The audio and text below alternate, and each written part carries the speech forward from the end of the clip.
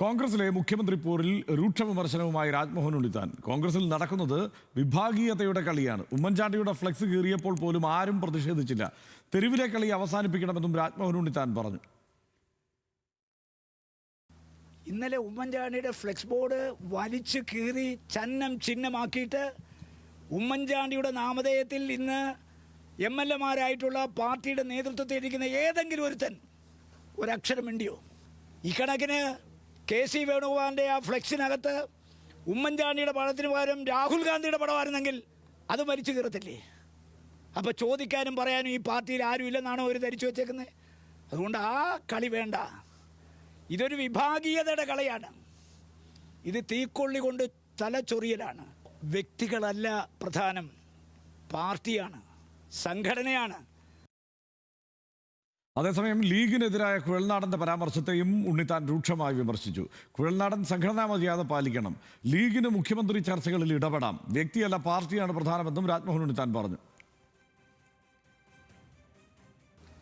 ഇവിടെ ഒരു നേതാവ് ചോദിച്ചു, കോൺഗ്രസിൻ്റെ ആഭ്യന്തര കാര്യങ്ങൾ ലീഗിന് ഇടപെടാൻ എന്താ അവകാശമെന്ന്. അല്പന ഐശ്വര്യം കിട്ടിയാൽ അർദ്ധരാത്രിക്കും കുട പിടിക്കുമെന്നൊരു ചൊല്ലുണ്ട്. അത് ചോദിക്കാൻ അയാൾക്ക് എന്താ അവകാശം?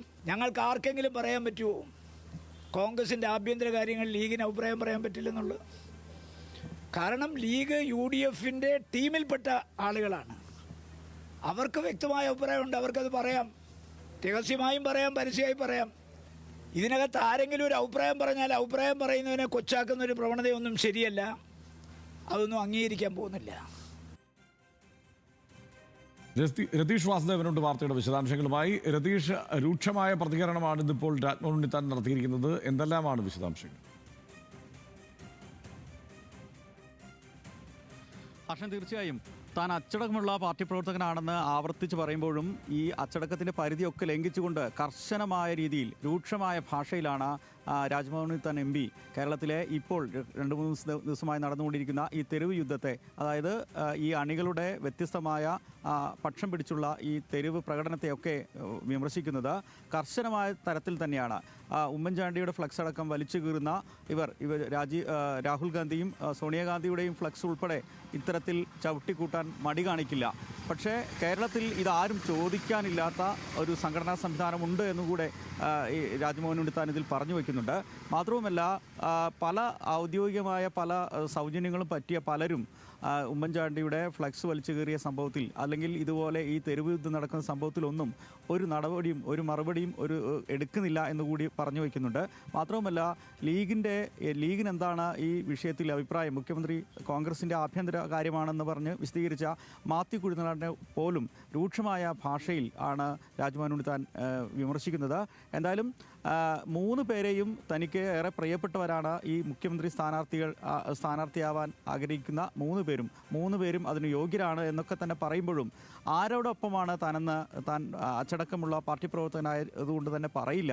എന്തായാലും ഹൈക്കമാൻഡിൻ്റെ തീരുമാനം അനുസരിച്ച് കാര്യങ്ങൾ നടക്കട്ടെ. പക്ഷേ ഈ തെരുവ് യുദ്ധം വിഭാഗീയ പ്രവർത്തനമാണ്, അത് ചിലരുടെ നിർദ്ദേശപ്രകാരമാണ് എന്ന സൂചന പോലും നൽകുന്നുണ്ട്. തോന്നിയ പോലെ ഈ പാർട്ടിയിൽ കാര്യങ്ങൾ മുന്നോട്ട് പോകാൻ അനുവദിക്കില്ല. അങ്ങനെ കരുതുന്നത് ശരിയല്ല.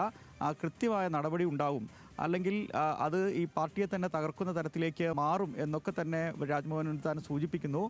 മാത്രവുമല്ല, ഈ മുസ്ലിം ലീഗിൻ്റെ പ്രാതിനിധ്യത്തെ അല്ലെങ്കിൽ പിന്തുണയൊക്കെ തെരഞ്ഞെടുപ്പിൽ കുറച്ച് കാണുന്നത് ശരികേടാണെന്ന് സൂചിപ്പിക്കുന്നുണ്ട്. മാത്രവുമല്ല, അതായത് കാസർഗോഡും നിലമ്പൂരും വയനാടും ഒക്കെ പ്രധാനപ്പെട്ട നേതാക്കൾ വിജയിച്ച് കയറിയത് എന്തുകൊണ്ടാണെന്ന് മറക്കരുത് എന്ന സൂചനയും നൽകുന്നുണ്ട് രാജ്മോഹൻ ഉണ്ണിത്താൻ. എന്തായാലും വരും ദിവസങ്ങളിലും കാര്യമായ രീതിയിൽ ഇത്തരത്തിൽ പ്രതികരണം താൻ നടത്തും, തനിക്കാരെയും പേടിക്കേണ്ട കാര്യമില്ല എന്നുകൂടി പറഞ്ഞു വയ്ക്കുന്നുണ്ട് രാജ്മോഹൻ ഉണ്ണിത്താൻ. മാത്രവുമല്ല, താൻ കാസർഗോഡ് നിന്ന് ജയിച്ച MP ആണ് എന്ന് സൂചന നൽകുന്നുണ്ട്. മാത്രവുമല്ല, അതായത് KC വേണുഗോപാൽ മുമ്പ് മത്സരിച്ച് കാസർഗോഡ് പരാജയപ്പെട്ട MP ആണ് എന്ന ചില ദുസൂചനകളും അതിനിടയ്ക്ക് നൽകുന്നുണ്ട്.